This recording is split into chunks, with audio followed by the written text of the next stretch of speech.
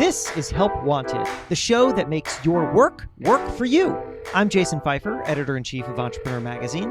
And I'm money expert Nicole Lappin. On Tuesdays, Jason and I answer the helpline and help callers solve their work problems. And on Thursdays, I give you one way to improve your work and build a career or company you love. And it starts now. You're stuck in a high-stakes situation and it is driving you crazy. Maybe you're waiting for someone to get back to you and you're convinced that this is your one shot at success. Or you're facing a big decision and you feel like your future hangs in the balance. Either way, inside of your head, you have turned this into a make or break moment. So here's what you need to know. We are often wrong about how important things really are. Today, I will show you a way to escape this trap by building what I call a low-stakes mindset. You'll make better choices with less anxiety and end up with better results. And to show you how it works, let's start with a recent situation from my home. Our older son is 10 years old, and we really wanted him to go to sleepaway camp. My wife and I both had incredible experiences at sleepaway camp as kids, and we want that for our kids. But our older son, just very hesitant and nervous. He wasn't sure if this was going to be right for him. And he said to us that he would go for a maximum of 2 weeks. Now, the camps that we found didn't offer 2-week sessions, but we found this one camp that seemed really great and was willing to make him a deal. He could go for a 3-week session, but only have to go for 2 weeks. And then while he was there, if he was having fun, he could opt to stay for the 3 weeks. The camp director was just sure he was going to do that. And our son basically said to us, I will only do the 2 weeks, but I will go. And we said, okay, thinking, he will go, he will have fun.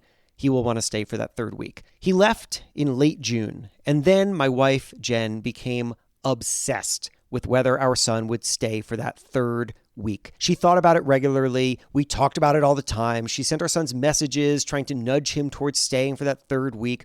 I asked her, why was she so focused on this 3rd week of camp? And she told me this. Basically, she said, if he comes home after 2 weeks, then he's never going back to camp again. Why?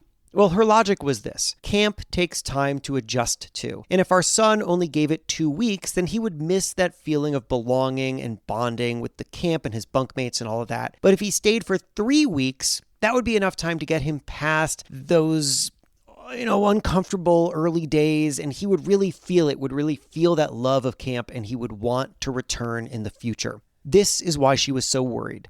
So much was riding on his decision about the 3rd week. And when Jen said that to me about camp and the 3rd week, a pattern clicked in my head. I had heard this kind of thinking before, from her and from many others. For example, Jen has written 5 books, and at some point during the process of every book, she basically tells me, if this book doesn't go well, I'll never be able to write another book.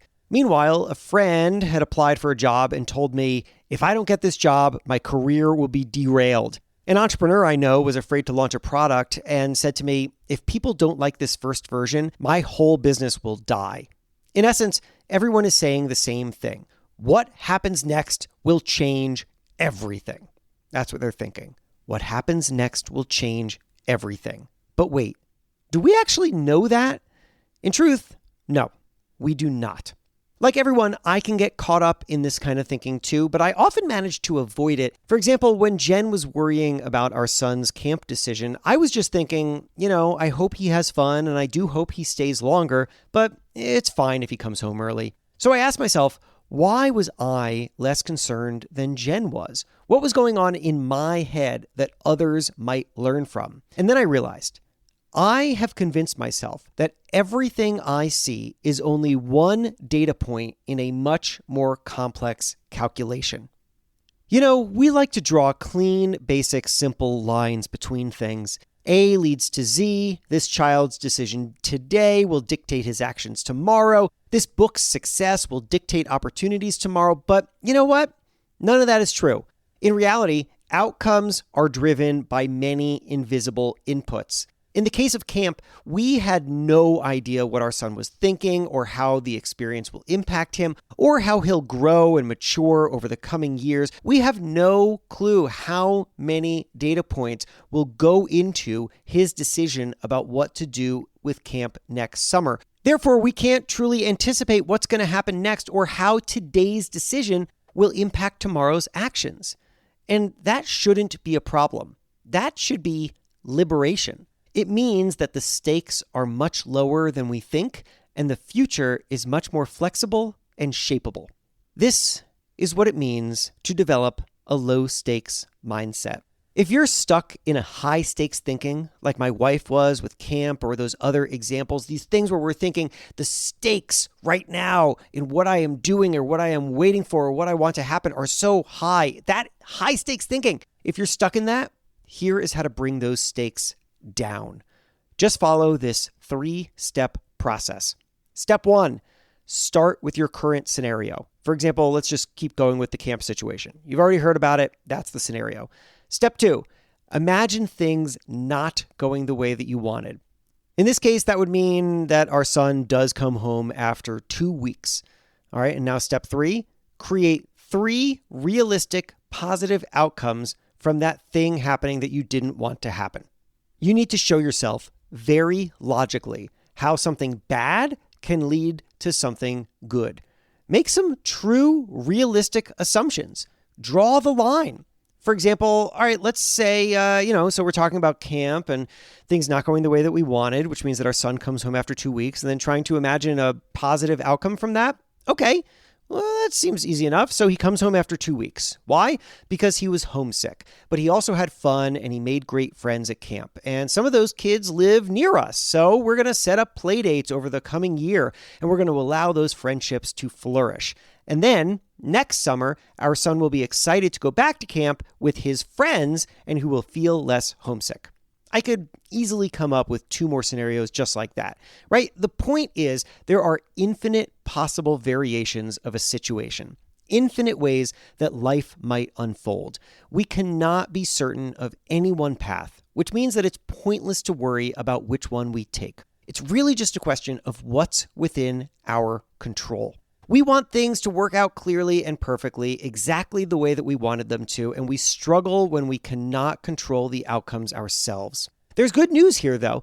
There is still plenty that you can control. Because once a decision is made, or once you know the result of something you've been waiting for, you can control your reaction. That's what we're doing now at home. Because in the end, our son did come home after 2 weeks. And we welcomed him with big hugs, and it turns out he had a great time at camp. He made friends, his bunkmates loved him, but he was a little overwhelmed, and he just needed the comforts of his own bed. And from our living room, he sent a note to his bunkmates who were still back at camp, and he said, "I love you all." Now, will he go back to camp next year? We sure hope so, and he's open to it, and there's plenty of time to discuss. And no matter what happens, we will try to remember the stakes are always low, because that is the truth. They are. And that is how you can develop a low stakes mindset. Help Wanted is a production of Money News Network. Help Wanted is hosted by me, Jason Pfeiffer. And me, Nicole Lappin. Our executive producer is Morgan Lavoie. Do you want some help? Email our helpline at helpwanted@moneynewsnetwork.com for the chance to have some of your questions answered on the show. And follow us on Instagram at Money News and TikTok at Money News Network for exclusive content and to see our beautiful faces. Maybe a little dance. Oh, I didn't sign up for that. All right, well, talk to you soon.